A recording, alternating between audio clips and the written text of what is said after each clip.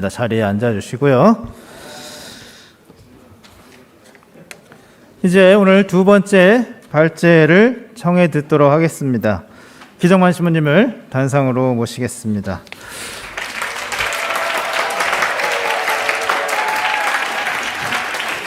기 신부님의 양력을 간단히 말씀드리면, 기 신부님은 2003년 9월 저보다 자그마치 8개월이나 늦게 서품을 받으셨고 2015년 교황청립 그레고리안 대학에서 교회신학 박사학위를 취득하셨습니다. 귀국 후 약 2년간 수원교구 본호동 성당 주임으로 계시다가 2018년 우리대학 교수신부로 부임하셔서 학생처장을 역임하셨고 현재는 하상신학원장직을 맡고 계십니다. 오늘 발제문의 주제는 공동합의적 신앙 여정을 위한 신앙 감각의 현실적 적용인 대중신심입니다. 기 신부님의 평소 모습을 보면 뭐 신통한 게 나올까 싶지만 그래도 속는셈 치고 한번 들어보도록 하겠습니다. 근데 요즘에 국감이 한참인데 제일 많이 나오는 말이 인신비하적인 말은 삼가해달라는 그런 요청을 TV에서 많이 봤는데, 네, 뭐 제 수준이 그렇죠, 뭐. 네, 저는 공동합의적 하나님 백성의 공동합의적인 삶과 사명, 또 그의 현실적인 어떤 적용으로서의 대중 신심을 생각하면서 먼저 떠올랐던 기억은 두 가지가 있습니다. 하나는 제가 어릴 적에 복사 서고 다닐 때 항상 저녁 9시만 되면 저희 아버지께서 그 십자가 밑에 촛불을 켜시고 저녁 기도를 하셨었습니다. 그래서 보통 그때는 저녁 미사가 있는 날에는 본당에서 저녁 기도를 하고 오기 때문에 어떤 날에는 이제 아버지 혼자 하게끔 두고 저는 딴짓을 했었는데 좀 그때마다 굉장히 서운해하셨던 그런 기억이 또 떠오릅니다. 그러면서 제가 두 번째 기억은 이제 처음으로 본당 신부할 때 총회장님을 하셨던 우리 형제님께서 이제 구교 집안이셨는데 어릴 적 이야기를 해주시면서 뭐 그때는 이렇게 박해를 피해서 모여 살았던 신자들이 모여 살았었는데 어릴 적에 일단은 저녁 기도를 바치지 않으면 저녁을 굶겼고 또 무릎 꿇고 묵주기도 5단을 바치지 않으면 잠을 재우지 않았다. 그게 어떻게 보면은 뭐 오늘 주제 발표를 하는 데 있어서 좀 우리가 생각해 보아야 할 문제가 아닌가. 가장 어떤 학문적으로나 이론적으로 어떤 훌륭한 또 뭐 새로운 어떤 것들을 이해하고 접근하기 이전에 실제 우리 삶 안에서 하느님께 대한 신앙, 또 그 신앙 안에서의 하느님과의 친교는 분명히 우리들 일상에서 이루어질 수 있는데 그 일상에서의 하느님 친교의 장이 과연 우리 삶의 자리 안에 얼마만큼 자리하고 있는가. 아마 우리 신학생들도 매일 전례기도 바치지만 정말 그것이 하나의 형식이나 습관이 아니라 정말 깨어있는 하느님과의 살아있는 하느님과의 친교의 장, 어쩌면 그런 작은 일상에서의 실천이 바로 공동합의적인 교회의 모습, 또 그것이 공동합의적 교회의 표징이다라고 저는 생각을 합니다. 그러면서 제가 준비한 부족한 발제문을 좀 읽어나가도록 하겠습니다. 제가 이 발제문을 제출하고 난 다음에 이제 10월 9일에 제 16차 세계 주교 시노드가 이제 개최가 됐는데요. 거기에서 아까 우리 총장시호님 개사에서도 언급해 주셨는데 이 개막 연설에서 프란시스코 교황님께서는 시노드의 주인공은 성령이시다. 또 성령께서 계시지 않는다면 시노드는 없는 것이다. 라고 분명하게 이 개막 연설 초반에 말씀하고 계십니다. 공동합의라는 것, 이것은 바로 교회가 성령께 개방되고 또한 성령께서 우리와의 친교를 또 하느님과 또 우리와 우리의 친교를 이루어 주신다는 것을 진리로 수용해가는 여정이 바로 교회의 삶과 사명에서 드러나야 할 모습이라고 생각합니다. 뭐 친교의 개념이나 공동합의의 개념은 우리 앞선 발표에서 이미 나왔기 때문에 생략을 하고요. 저는 좀 대중신심 좀 실천적인 부분에 더 주의를 기울인 이유는 그 몇 가지 이유가 있는데요. 첫 번째로는 우선은 공동 합의를 살아가고 또 공동 합의를 말함에 있어서 그것을 어렵게 만드는 여러 가지 이유가 있다고 생각합니다. 그 중에 첫 번째는 바로 이러한 공동 합의적인 교회의 모습을 통해서 이것이 세상 안에 하느님과의 친교를 이루는 표징임을 드러내야 하는데, 그것을 이루는 근본적 힘이, 원천이 바로 신적 권위에 있다는 것을 조금은 우리가 망각하고 있지 않은가. 그래서 이 공동 합의성이라는 시노달리타스라는 이 말이 한 프란시스코 교황님에 의해서 이야기가 시작되었고 또 논의가 되었고 또 한참 교회에서 활성화된 그런 논의가 이어져 가고 있는데, 그럼에도 거의 많은 논의들이 제도적인 교회 자체가 마치 주도권을 쥐고 있는 듯한 분위기, 또한 신학적 원리와 또 기반 마련이 무엇보다 먼저 이런 신학적 연구를 통해서 선행되어야만 한다는 그런 분위기가 실제적인 삶과 사명 안에서 공동 합의성을 살아가는 차원에 관한 접근을 다소 어렵게 만들고 있지 않은가. 따라서 공동 합의적인 교회 삶과 사명에 관한 신학적이고 또 사목적인 논의에 제도적이고 규범적인 차원도 중요하지만 그것만이 아니라 신앙생활에 있어서의 실제적 차원 또 실천적 차원도 함께 고려되어야 된다고 생각을 했습니다. 또 두 번째로는 바로 복음화와 선교를 구체적으로 살아가는 하느님 백성인 교회 구성원이 공동 합의적 교회의 능동적인 주체라는 점이 더 많이 부각이 되어져야 된다. 어떤 면에서 교회의 공동 합의적 모습은 복음화를 위한 능동적 주체, 물론 이 모든 것의 기원은 당연히 삼위일체 하느님 신적 권위에 있습니다. 능동적 주체로 살아가고 있는 신앙인의 삶 안에 이미 표징으로서 이런 공동 합의적인 모습이 드러나고 있다는 점을 유념해야 한다라는 점에 좀 주목을 했습니다. 세계 주교, 또 시노드와 또 지역교회 시노드 등 교도권이 주관하는 공동 합의적 교회를 위한 노력도 중요하지만 세례받은 신앙인들이 일상에서 하느님과의 친교를 나누는 속에 드러나는 공동 합의의 표징을 더불어 교회가 읽을 수 있어야 된다라고 생각을 합니다. 신앙인의 복음화 구현을 위해 하나님으로부터 주어진 신앙적 생활 양식은 전례에서 바라는 성사적 삶으로 구체화됩니다. 각 신자의 성사적 삶 안에 이미 공동 합의적 표징이 드러나고 있다. 그래서 제가 준비한 이 발제문에서는 공동 합의적 삶의 실제적 차원인 성사적 삶, 곧 신앙생활 양식의 풍요로움을 끌어내기 위하여 전례와 더불어 그리스도교 예배의 합법적 표현인 대중신심에 좀 접근해 보려 합니다. 대중신심은 생생하고 효과적인 방법으로 신자들의 감성을 표현하고 또 고무하면서 어느 특정 환경의 문화적 요소를 수용하는 신앙의 표현입니다. 살아있는 교회의 공동 합의적인 복음화의 영역 안에 제도적 차원의 연구 필요성과 더불어 교회 구성원의 신앙생활 양식 또한 연구가 필요합니다. 이 생활 양식의 풍요로움을 위해 그리스도인 백성의 다른 신심 표현들도 간과해서는 안 되며 그것들이 교회 안에서 신자들이 그리스도와 일치되어 살아가도록 하는 데 크게 이바지한다는 것 또한 상기되어야 합니다. 더불어 그간 교회 생활 안에 스며든 세습화의 바람과 또 사회문화적 영향에 순응하며 가졌던 이 그릇된 신앙관의 모습이 특별히 코로나 시대를 살아가는 오늘날 여과 없이 드러나고 있습니다.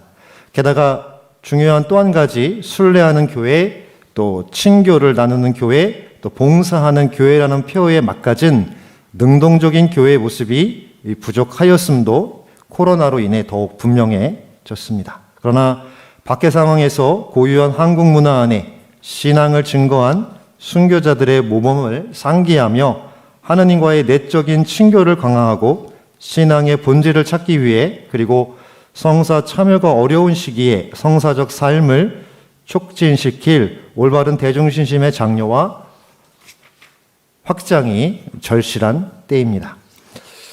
무엇보다 공동합의 안에 이번 세계 주교 시노드 정기총회 주제가 시노드 정신을 살아가는 교회를 위하여라고 정하면서 부제로 친교 참여 사명을 그 중심에 두고 있는데요. 바로 친교는 구체적 구원의 장이며 삼위일체 하느님과의 친교는 더불어 모든 피조물과의 친교를 포함합니다. 구원의 친교를 위한 신앙은 하느님과의 내적 친교만이 아니라 항상 애덕의 실천을 포함하기 때문입니다. 따라서 신앙의 본질을 찾는 여정의 핵심 요소는 바로 하느님 창조 안에서 주어진 친교적 인간의 본질과 성령의 선물을 통한 신앙 감각으로 말미암은 친교의 실현입니다. 곧 친교를 향한 여정은 구원 역사 안에서 삼위일체 하느님의 창조적 또 구원적 활동 안에 위치합니다. 전례와 대중신심의 예배 생활은 성령 안에서 그리스도를 통하여 하느님과 맺는 친교를 의미합니다. 하느님과의 친교를 위해 각 신자에게 주어진 삼중 직무를 교회는 거룩한 전례 거행을 통해서만이 아니라 다양한 형태의 대중신심을 포함한 다른 형태의 그리스도교 생활을 통해 성령 안에서 그리스도를 통하여 이 임무를 수행합니다. 곧 교회의 공동합의적인 삶과 사명의 원천이 하느님의 신적 권위에 있다는 것입니다. 신적 권위와 이의 참여를 통해 이루어지는 친교는 단순히 성사 거행 자체에서만이 아니라 창조주 하느님에 의한 세상과 특정 지역에서 살아가는 이들의 문화 안에서 찾아질 수 있고 또 찾아져야만 합니다. 온 인류와 세상과 화해와 일치를 이루시려는 하느님이 바로 만물의 창조주이시기 때문입니다. 그렇다면 이처럼 하느님의 활동으로 열어주시는 새로움과 그 안에서 기쁨을 사는 신앙의 성숙과 쇄신, 그 새로운 복음화를 이룰 수 있는 또 이루어가는 그 신앙인은 누구인가? 가톨릭 교회는 바로 인간 정체성에 대한 물음으로부터 창조 신앙을 시작합니다. 하느님 모습으로 창조된 인간은 창조 세계 가운데 드러나는 인격화된 하느님 현존의 징표로서 그분의 주권과 특권을 행사하도록 부름을 받은 존재이며 하느님 모습으로서의 그리스도를 닮음으로써 가시적으로 당신 자신을 계시하신 하느님을 실제적으로 닮도록 부름받은 존재라는 것입니다. 즉 하느님 모습으로 창조된 또 하느님과 세상과 친교를 이루는 자신의 정체성을 공동선을 위한 봉사를 통해 드러나는 교회 모든 구성원인 우리들의 삶은 성령의 선물, 무엇보다도 세례의 도유를 통해 주어지는 신앙 감각과 전체 교회를 풍요롭게 만드는 성령의 은사를 통해서 풍요로워질 수 있습니다. 지금부터는 좀 더 신앙 이 공동 합의성과 또 신앙 감각의 그 관계에 대해서 좀 보도록 하겠습니다. 공동 합의적 교회를 말함에 있어 이 신앙 감각이 그 중요성을 띠게 되는 이유는 바로 신앙 감각이 주목받는 이유는 온전한 친교를 향한 교회의 공동 합의적 여정에서의 하나님의 주도권과 또 이 안에서 신앙으로 응답한 신앙인들이 복음화를 위한 능동적인 주체로 강조되기 때문입니다. 신앙 감각은 인간 창조의 본질적 신비를 드러내는 본성으로서 교회의 삶과 사명을 통하여 하느님과 세상을 향한 개방과 수용, 그리고 동의와 합의, 곧 교회의 공동 합의적 특성을 실현하게 해주는 신적인 선물로 정의됩니다. 종합해 본다면 성령께서 수요하는 신앙 감각이라는 신적 공본성을 통하여 친교적 또 인격적인 인간 신비가 실현되며 교회 본질적 구성은 사회적인 제도가 아니라 신덕을 통한 교회 구성원들의 공동 합의가 된다는 것입니다.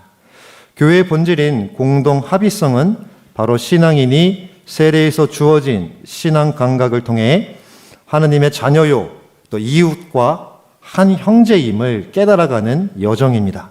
여기에 주교와 사제의 부재 그리고 평신도의 차이는 없습니다. 오히려 성령의 선물인 신앙 감각을 통한 교회의 공동 합의적 여정 안에 하느님 모습에 따라 창조된 인간 신비의 두 요소, 곧 친교와 봉사가 강조됩니다.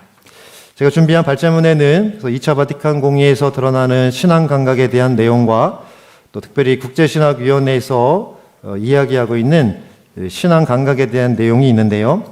그 면에서 중요한 부분 60페이지의 내용을 좀 읽어보도록 하겠습니다. 사회와 세상 안에 살아가는 신자들이야말로 복음 선포의 주체입니다. 그들이 겪고 체험하는 그 장이 바로 선교의 장입니다. 그런 면에서 세례받은 신자들이 신앙의 문제에 관하여 능동적 주체임을 강조한 점은 타당하며, 그렇기에 교도권은 신자들의 자문을 구하는 방법을 찾아야 한다는 지적 역시 합당합니다. 이런 면의 출발점으로 교황과 주교 자신들은 우선 하느님 백성인 세례받은 이들에 속하며 바로 이러한 사실로 신자들의 신앙 감각을 공유한다는 점을 위원회는 지적합니다. 더불어 교도권의 본질적인 감독 직무가 늘 교회 친교 생활 안에서 수행되어야 하며, 따라서 수의권 역시 신앙과 친교에서 교회의 일치가 증진되도록 선사된 것이라는 부분을 목자들이 인지하고 공감하는 것이 신앙 감각을 통해 실현하고자 하는 하느님의 뜻을 펼치는 기초가 된다고 이야기합니다.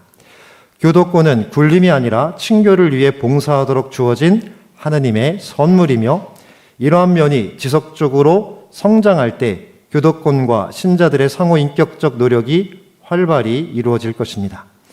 신망의 덕을 성장시키는 사명은 신자들만이 아니라 교회 구성원 모두의 역할입니다. 신자들이 아랫사람이나 하위의 존재가 아니라 교회 생활이 친교로 드러나고 교회 전체 구성원이 성령의 은총에 대한 갈망으로 마음을 모으기 위해서라도 목자들과 신자들 사이에 상호 인격적 관계의 정립이 우선하여야 합니다.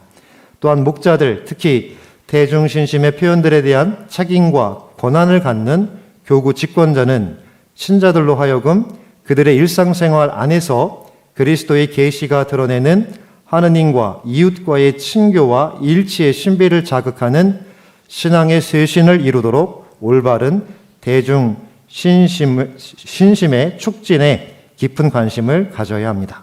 대중 신심은 하느님 백성의 신앙생활과 신앙의 보전을 위해서뿐만이 아니라 새로운 복음화의 노력을 공모할 때도 매우 중요하기 때문입니다. 그렇다면 이처럼 공동 합의를 살아가는 하느님 백성의 여정에서 신앙 감각과 대중 신심의 관계를 조금 더 보도록 하겠습니다. 국제신학위원회는 대중 신심의 현실적 적용을 위해 신앙 감각과 대중 신심의 관계, 또 신앙 감각과 여론 또는 다수 의견의 필수적인 구분, 또 신앙과 도덕에 관한 문제들에서 신자들의 자문을 받는 방법을 제시합니다. 이러한 부분들은 발제문을 참조하시면 좋겠습니다. 그러면서 대중 신심이 어떤 역할을 하는가? 이것은 가톨릭교회 교리서 1676항, 물론 이 부분은 푸에블라 문헌을 인용을 하고 있습니다. 63페이지 각주 82번의 내용인데요. 대중 신심은 본질적으로 삶의 중요한 물음들에 대해 그리스도교적 지혜로 대응하는 가치들의 총화이다. 가톨릭 대중의 지혜는 삶과 삶의 통합 역량을 지니고 있다. 그것은 신적인 것과 인간적인 것, 그리스도와 마리아, 정신과 육체, 친교와 제도, 개인과 공동체, 신앙과 조국, 지성과 감성을 창조적으로 조화시킨다. 이 지혜는 그리스도교 인본주의로서 모든 인간이 하느님의 자녀로서 존엄성을 지녔음을 근본적으로 확인하고 기초적인 형제의를 건설하며 자연을 만나고 노동을 이해하도록 가르치며 어려운 삶에서도 기쁘고 유쾌하게 살아가기 위한 동기들을 부여한다. 이 지혜는 대중에게 식별의 원칙과 복음적 직관이 되기도 한다. 이 복음적 직관은 복음이 과연 교회에서 가장 우선적인 위치에 서게 되는지 아니면 어떤 이해관계 때문에 복음의 내용이 사라지고 질식하게 되는지를 식별하게 해준다. 이처럼 대중신심이 갖는 중요성을 말하고 있습니다. 대중신심은 거룩하고 초월적인 것에 대한 본질적인 감각을 가지고 있으며 하느님께 대한 갈망과 그분의 자비와 속성을 이해할 수 있는 예리한 감수성을 지닙니다. 대중신심에서 신앙인의 여정에 필요한 일부 내적인 자세와 덕목들이 강조되며 그리스도의 육화와 죽음과 부활의 신비에 관한 특별한 관심을 지닙니다. 대중신심은 또한 그 안에서 발견되는 복음 진리와 개별 문화의 조화로운 융합을 이루는 신앙의 토착화 여정이 드러납니다. 즉 복음이 문화의 고유한 표현을 받아들이는 동시에 복음의 사상을 그 문화의 의식 안에 불어넣는다는 면에서 기독교는 대중신심을 존중합니다. 마지막으로 신앙의 보존만이 아니라 그 신앙을 심화하고 성숙하게 하는 출발점이라는 가치를 대중신심은 갖습니다. 올바로 이끌어진 대중신심은 복음의 심오한 신비에 대한 통찰과 용감한 신앙 증언에서 신앙 감각의 개연이자 표현으로 여겨질 수 있다는 설명으로 바로 신앙 감각과 대중신심의 관계를 표현할 수 있습니다. 이런 내용들, 특히 대중신심이 가난한 이들 안에 드러나는 하느님을 향한 삶을 또 이해할 수 있다는 부분도 강조가 되고요. 나머지 부분은 시간 관계상 여러분들의 자유의지에 읽든지 말든지 자유의지에 맡겨드리겠습니다. 이런 부분을 살펴보면서 좀 한국교회 안에서는 과연 이 대중신심이 하느님과의 친교를 이루는 여정, 또한 하느님과의 친교를 바탕으로 이웃을 형제로 받아들이는 애덕의 실천으로서 어떠한 역할을 해왔는지를 잠시 살펴보도록 하겠습니다. 교도권이 신앙인들의 신앙생활과 신앙의 보존을 위해 그리고 새로운 복음화와 복음의 토착화를 위해 존중하며 그 중요성을 인정해온 이 대중신심은 한국교회 내에서는 어떤 모습이었을까? 박해식이 성직자가 없는 상황에서 이로 인한 성사 거행과 참여의 어려움 속에서도 신앙 선조들의 신앙을 보존하고 성장시켰었는데 이에 대중신심은 큰 역할을 담당해 왔습니다. 박해를 피해 안전한 곳으로 피해 다녀야 했으며 외국에서 입국한 선교 사제들이 공개적으로 사목 활동을 할 수 없는 여건 속에서 그들이 수용한 신앙을 지키려 대중신심에 의지하여야 했습니다.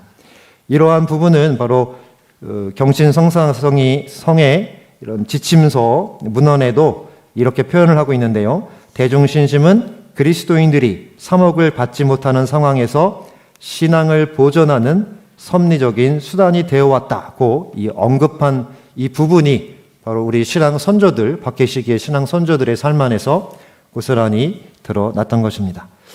다른 첨부된 내용들은 참조해 주시면 좋겠고요.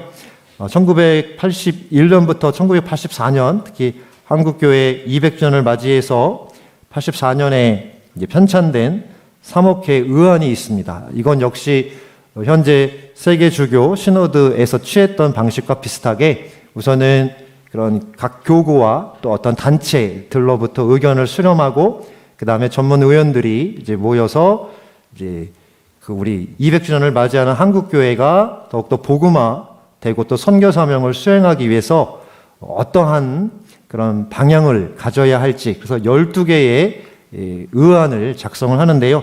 바로 그 중에 하나가 신심운동이라는 의안이 있습니다. 그래서 이처럼 81년부터 84년까지 이 시기 동안에 이루어진 이런 사목회의 의안 중에서 이런 신심운동이 하나의 별도의 의안으로 다루어졌다는 것은 그만큼 대중신심이 한국교회 안에서 중요한 역할을 하고 있었음을 반증적으로 드러내 줍니다. 대중신심의 복음화와 토착화를 위한 노력은 이렇게 재현하면서도 이 의안집이 이에 대한 중대한 책임을 맡는 그러니까 어떤 이 신심 운동이라는 의안집에서 여러 가지 면으로 제안을 하면서도 이에 대한 중대한 책임을 맡는 교구 집권자의 역할에 관한 내용이 결여된 것은 또 아쉬움으로 남습니다. 왜냐하면 경신선사성 이 지침서에서도 바로 모든 책임, 제1 책임이 물론 교도권에서 정해주는 대중신심의 어떤 활성화를 위한 지침에 더불어 각 교구가 갖고 있는 특정 지역의 문화를 또 수렴하면서 그에 대한 대중신심의 활성화의 책임을 당연히 교구 집권자에게 두고 있습니다. 또한 이 의안집에서 다뤄진 부분에 있어서 대중신심이 각 시대의 문화적 조건에서 표현되는 것이라 이 의안집이 지적하면서도 고유한 한국적인 문화, 특별히 순교자들이 신앙으로 실천하여 일구어 전수된 고유한 우리 한국교회의 대중신심과의 구체적 연관을 좀 이루지 못한 점도 이 의안집의 아쉬움으로 남습니다. 더 아쉬운 것은 바로 이 사목회의 의안집에 따라서 1995년에 한국천주교 사목 지침서가 발표가 되는데요. 이 지침서 안에 이 대중신심과 관련된 어떤 지침이나 내용이 이렇게 포함되어 있지 않다는 것 또한 조금의 큰 아쉬움으로 남습니다. 물론 우리가 이미 문헌을 통해서 알고 있듯이 한국천주교회 신앙교리위원회에서 2006년에 올바른 성모신심 또 올바른 성령 이해를 2008년에 내므로써 이렇게 발간함으로써 어떤 대중신심의 활성화를 위해 노력한 부분도 분명히 있습니다만, 하지만 조금 더 우리의 관심, 특별히 우리들에게 신앙의 전수의 모체가 된 순교자들의 어떤 그런 신앙의 증언, 또 그들이 보여준 특히 대중신심을 통한 그들의 어떤 표징적인 이런 부분들이 좀 오늘날 더 고려되어야 된다고 생각합니다. 결론으로서 오늘날 대중신심의 중요성을 한 번 더 강조하고 싶습니다. 여러 혼돈과 난관이 있을지라도 삼위일체 하느님 당신들의 친교 안으로 창조된 세상을 참여시키려는 위격들의 활동은 역사 안에서 계속되어지고 있습니다. 따라서 신앙인으로서의 여정에서 필수적인 신앙 감각의 개연이자 표현인 대중신심의 활성화는 이 시대의 세상 안에서 지속 가능한 생태론적인 신앙인의 삶과 또 새로운 복음화의 지평을 넓혀가는 신앙인의 삶을 위해 중요합니다. 대중신심은 오늘을 살아가는 신앙인들로 하여금 고유한 그들의 문화 역사적 여건 안에서 신앙의 진리를 깨우치도록 도우며 현존하는 삼위일체 하나님을 만나고 그분과 친밀함의 통교를 이루어가는 분명한 장이기 때문에 그렇습니다. 동시에 이러한 신적 친교를 이웃, 특히 친교적 삶에서 분리된 가난한 이들을 자매요, 형제로 만나게 하는 힘을 바로 이 대중신심이 선사하기 때문에 그렇습니다. 그럼에도 불구하고 올바른 대중신심의 활성화를 고려함에 있어 그것이 지니는 중요성만큼이나 빗나간 경우가 발생할 수 있음 또한 교도권은 계속해서 상기시킵니다. 저희들 한국교회 내에서도 여러 그러한 현상들을 때문에 좀 어려운 상황이 벌어졌던 것은 여러분이 잘 알고 계실 겁니다. 예를 든다면 어떤 신앙의 지나친 개인주의와 혹은 심령화 이런 부분들도 어떤 잘못된 대중신심으로 대중신심 행위로 말미암은 것임을 우리는 알고 있습니다. 그렇게 대중신심은 우리를 복음화시키면서도 또한 계속해서 복음화되어야 한다고 교도권은 강조하고 있습니다. 진정 살아있는 신학의 자리로서의 대중신심은 인간과 친교를 이루기 위해 다가오시는 하느님을 깨어 만나는 자리임을 잊어서는 안 됩니다. 일상생활에서 그리스도를 모방하여 변모되어 감으로써 하느님과의 친교를 체연토록 하는 대중신심은 바로 공동 합의적 삶을 살아가는 실제적인 자리이며 이것이 바로 공동 합의적 신앙인들의 삶이요 교회의 삶인 것입니다. 이 대중신심의 중요성 또 이를 통한 문화 토착화와 관련된 중요한 문헌이 바로 제5차 라틴 아메리카 또 제가 지금 생각이 안 나는데 맨 끝에 이 아파레시다 문헌에서 중요한 부분은 이렇게 여러분들 실어 놓았습니다. 나가는 말로 오늘 제 발제를 마치도록 하겠습니다.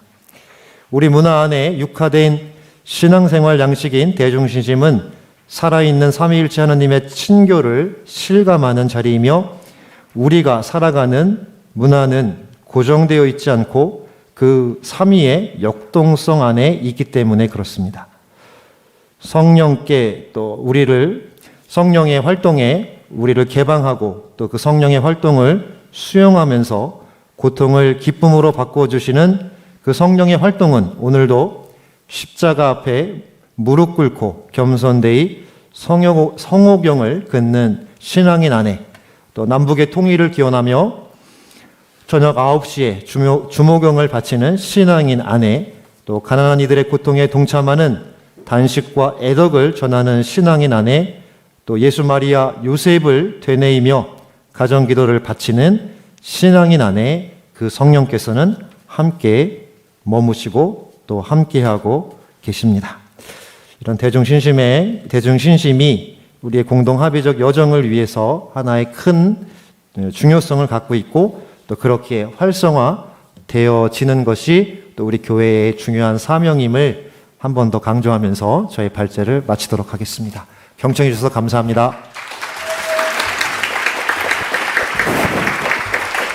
네. 기신부님의 발표 잘 들었습니다. 듣고 보니까 뭐 신통한 게 나왔네요. 수고하셨습니다. 기신부님은 교회와 공동합의성에 대한 논의가 비단 제도적이고 어떤 전례적인 차원에서만 접근하고 논의할 것이 아니라 하느님의 백성이 실질적으로 살아가는 삶의 자리에서 이루어지는 대중신심과 그 바탕을 이루는 신앙 감각의 측면에서도 조명되어야 한다는 점을 강조하셨습니다. 이를 위해서 삼위일체 하느님과 하느님의 모상에 따라 창조된 인간이라는 교의를 토대로 글로 쓰거나 말로 표현하지 않아도 진리를 직관적으로 파악하는 신앙 감각이 교회의 공동합의적 특성을 실현하는 선물이라고 표현하셨고, 결국 복음화할 대상이면서 동시에 복음화하는 힘인 대중신심이 공동합의적 교회의 중요한 요소임을 강조하신 것 같습니다.